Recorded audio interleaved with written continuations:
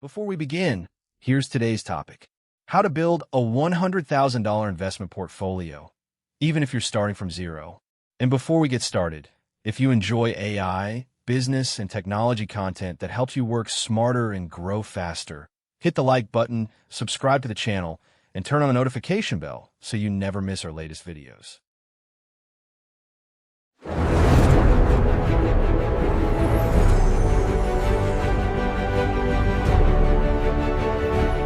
Imagine opening your investment account one morning and seeing six figures staring back at you.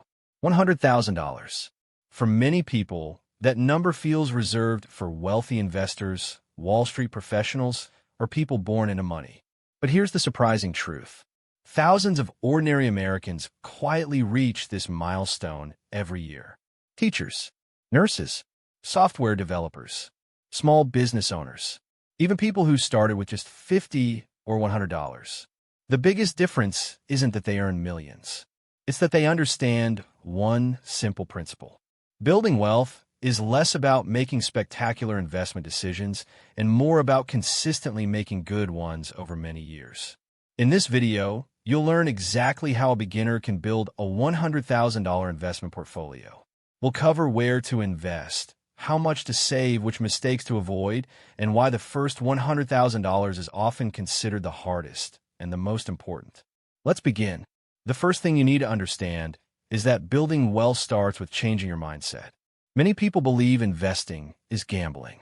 Others think they need thousands of dollars before they can even begin. Both beliefs are completely wrong.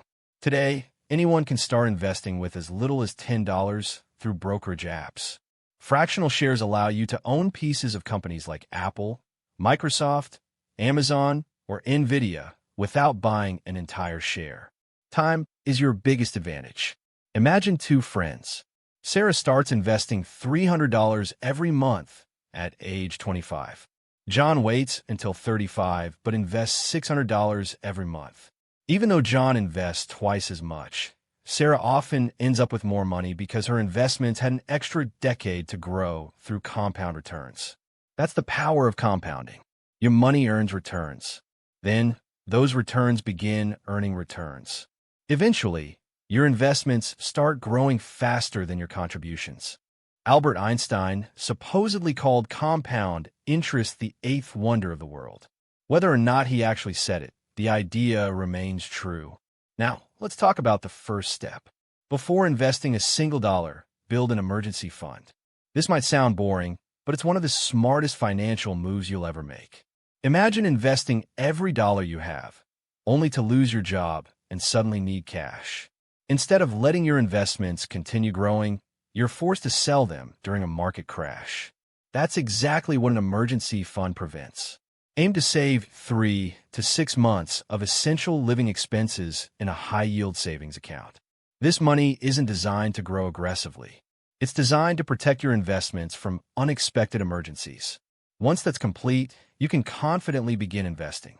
Now comes one of the biggest questions. Where should your money actually go?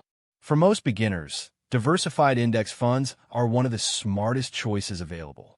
Instead of trying to guess which company will become the next trillion-dollar giant, index funds allow you to own hundreds or even thousands of companies all at once. If one company struggles, others continue growing. Historically, broad U.S. stock market index funds have delivered strong long-term returns despite recessions, wars, financial crises, and market crashes. This doesn't mean you'll make money every single year. Markets rise and fall. But history shows that patient investors who stay invested over decades have generally been rewarded. Think of investing like planting a forest instead of betting on one tree. Now let's build a simple portfolio. For someone in their 20s or 30s with a long investment horizon, a portfolio could consist primarily of stock index funds because they offer higher long-term growth potential. As retirement approaches, many investors gradually increase their allocation to bonds to reduce volatility. The goal isn't chasing maximum returns. The goal is building sustainable wealth while sleeping peacefully at night. Next comes one of the most underestimated strategies in investing: automatic investing. Successful investors don't rely on motivation. They rely on systems. Suppose you receive your paycheck every 2 weeks. Instead of waiting until the end of the month to invest whatever remains, automate a fixed investment immediately after each paycheck arrives. This simple habit turns investing into something as automatic as paying your electricity bill. Over time, consistency beats perfection. Many investors become wealthy not because they picked amazing stocks, but because they invested every single month for decades. Now let's answer the biggest question. How much should you invest to reach $100,000? The answer depends on your monthly contribution, investment returns, and how long you stay invested. Someone investing around $500 every month while earning average long-term market returns could potentially reach $100,000 in roughly 10 to 12 years. Increase that monthly investment to $800 or $1,000, and the timeline becomes much shorter. Lower contributions take longer. The exact numbers aren't nearly as important as consistency. Remember this. Your first goal isn't becoming a millionaire overnight. It's reaching your first $100,000. Why? Because after that point, investment growth begins doing much more of the heavy lifting. Imagine your portfolio earns 10% in 1 year. A $10,000 portfolio grows by about $1,000. A $100,000 portfolio grows by roughly $10,000. A $500,000 portfolio could grow by approximately $50,000. Your money eventually starts working harder than you do. This is why experienced investors often say the first $100,000 is the hardest. Now, let's discuss diversification. Many beginners make one dangerous mistake. They put everything into one stock they believe will skyrocket. Maybe it's Tesla, maybe Nvidia, maybe the hottest AI startup. Sometimes it works. Many times it doesn't.